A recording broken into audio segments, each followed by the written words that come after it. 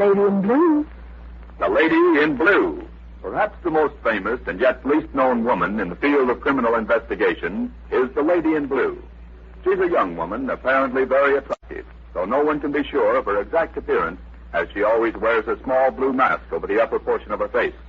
Her constant companion is her faithful Cockney maid, Harriet Higgins. Tonight we find mistress and maid in a taxi on the way to the Bachelor's Club, an exclusive and wealthy residential club where the Lady in Blue has been called to solve a daring robbery.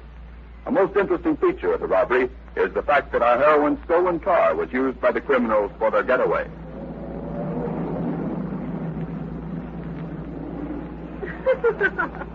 I'll never forget Sergeant Donnelly's face when I reported that my car was stolen. I don't blame him, miss. I'd be taken aback myself if I was a desk sergeant and a young lady, as was the best private detective in the business, came in and presented me with a bloke as was trying to stop her from taking a case and then told me a car was stolen and described the car as was used by the criminals in the case, even to the license number. Involved? That's true. I wonder what Lieutenant Greer will say when we appear. Nummy, he won't like it, none, miss. No, but there's not much he can do about it. We're almost there. Do I do the usual, miss? Yes, Harriet. Examine the apartment thoroughly while I interview Mr. Tremaine. This Tremaine bloke, miss. What sort is he? Young and wealthy. Nothing to do but play, which he does gracefully enough. I've met him socially, of course, so he won't recognize me. Slowly, but I don't like him. Someday you'll be recognized, miss. I hardly think so. Well, here we are. And too soon at that. I don't like this case, miss. That's all, driver. Thanks, lady.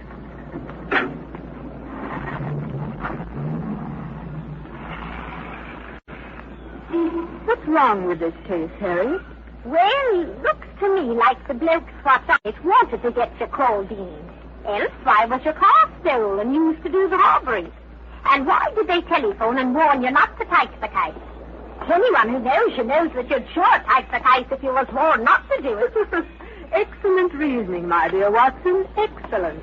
Me name ain't Watson. It's Harriet Higgins, and you know it, miss. All right, Higgins. Then you think that thug that we presented to Sergeant Donnelly was only meant to delay us? I do. So do I. Oh, here comes Lieutenant Greer, miss. So I see. Good evening, Lieutenant. Well. If it isn't the sapphire siren and a girl Friday. Somehow I thought you might turn up, Miss Blue. Glorious night, isn't it, Jerry? Mind if I give you some advice? If I don't like it, I'll send it back. Look, Miss Blue, I represent the police department. I'm in charge of the Tremaine robbery.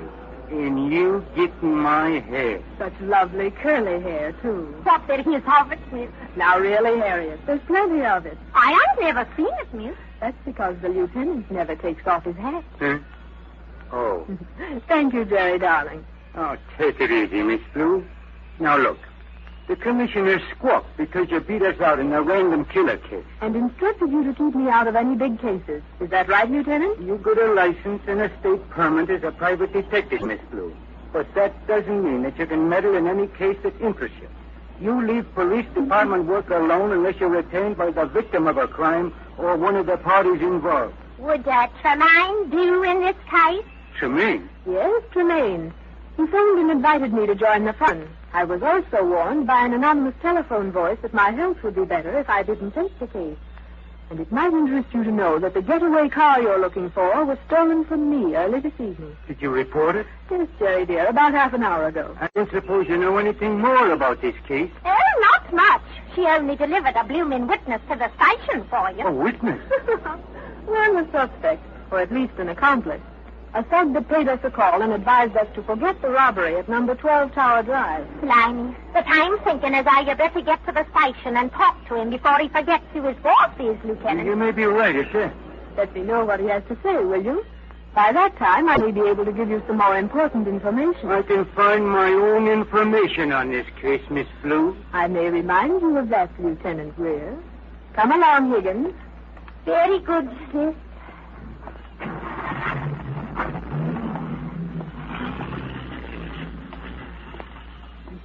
Poor Jerry. We shouldn't tease him so, Harriet. No, I suppose not, miss. He's a good detective, but he lets the commissioner weigh him too much. Oh, there's a man standing by the door, miss. Yes, I see him. It's Tremaine. Good evening. I'm Arnold Tremaine. You're the lady in blue, aren't you? Oh, but of course you are. Yes, Mr. Tremaine. And this is my assistant, Higgins. Won't you come in? Thank you. I'm sorry we took so long to get here, Mr. Tremaine, but we had little business to dispose of on the way. How many people knew of the robbery when you called me? Only myself and Charlie Purcell. I'd called the police, of course, but they hadn't arrived. Here's the elevator. Thank you. Who's Charlie Purcell? The chap that lives just below me. He was up for supper tonight. Were you entertaining? No, just Purcell and myself. Cold snack, you know, my man's night off. Oh. Which floor are you on, Mr. Tremaine? Penthouse, thank goodness. You know, you're the only attractive thing about this robbery. Thank you. And for that you may call me Miss Blue. Thank you.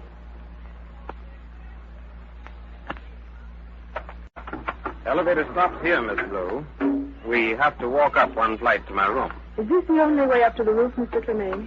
Yes, it is. Quite an isolated place for a jewel robbery. There seems to be lots of people between Hit and the Hexit, don't there, miss? Not so many when you consider the time of night. I should think that once he gained the elevator, he probably wouldn't meet anyone who'd question him. What do you think, Watson? I'm Watson. It's Higgins, miss. Well, what's that you don't on the stoop, Miss Blue? Oh, thank you.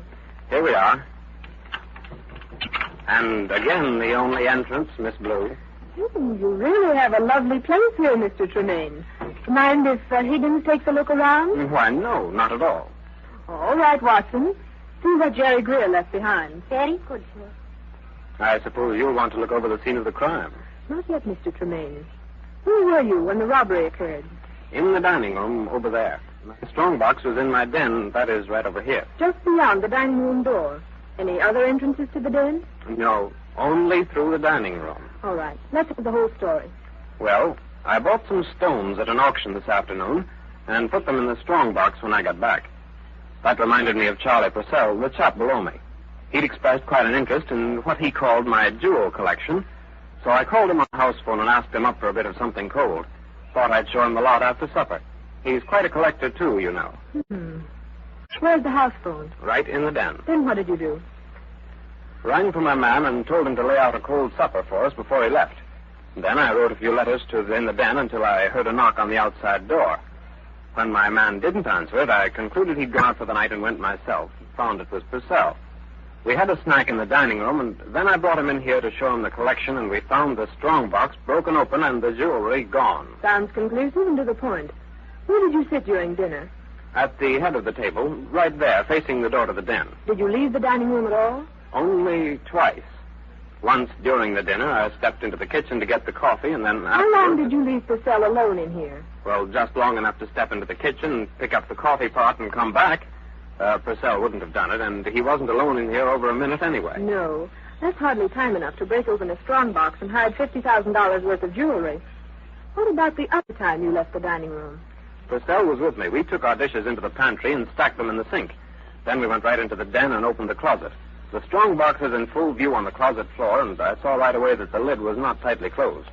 I checked the shock system and found it still on, so I disconnected it and opened the box. It was empty. The box was electrically protected? Yes, to touch it without disconnecting the wires meant a paralyzing shock. And it had been opened without disconnection? It rather looks that way. It is.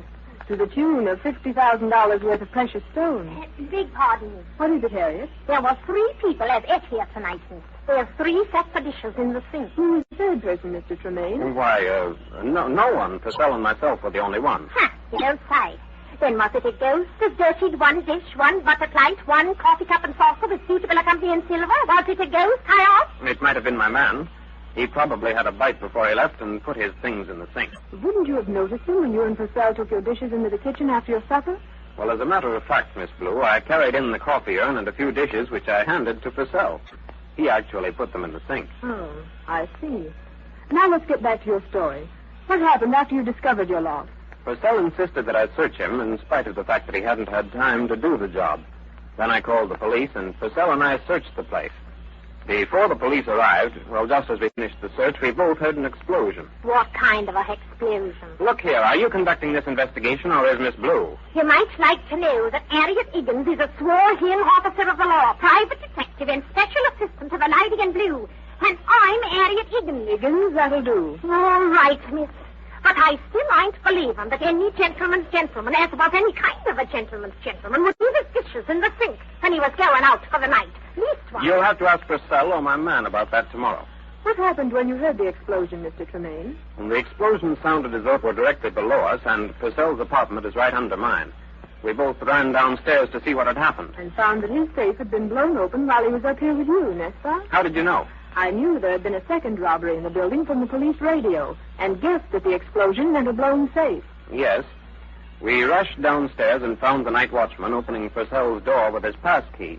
It seems that he was at the other end of the hall when the explosion occurred and ran right to Charlie's door. What did you see when you got in? Purcell's wall safe had been blown open and was entirely empty. The windows were locked on the inside, and the watchman said that no one had come out of the apartment between the time he heard the explosion and put his key in the lock. He was standing in front of the door within 40 seconds after the explosion. Yet when we got in, there was no one there. Sounds to me rather like black magic or ghosts. Except for one thing. What's that, miss? I know this building. The dumbwaiters run from the main kitchen on the ground floor up through Mr. Purcell's apartment and into the service pantry in this penthouse. You don't think a thief hoisted himself up here in that traveling tea tray, do you? To answer that question, I must ask you one, Mr. Tremaine. Will you describe as accurately as possible the sound of the explosion? Well, it was muffled. Had a sort of shallow tone, rather a dull thud. It sounded just like that. I think it was just like that.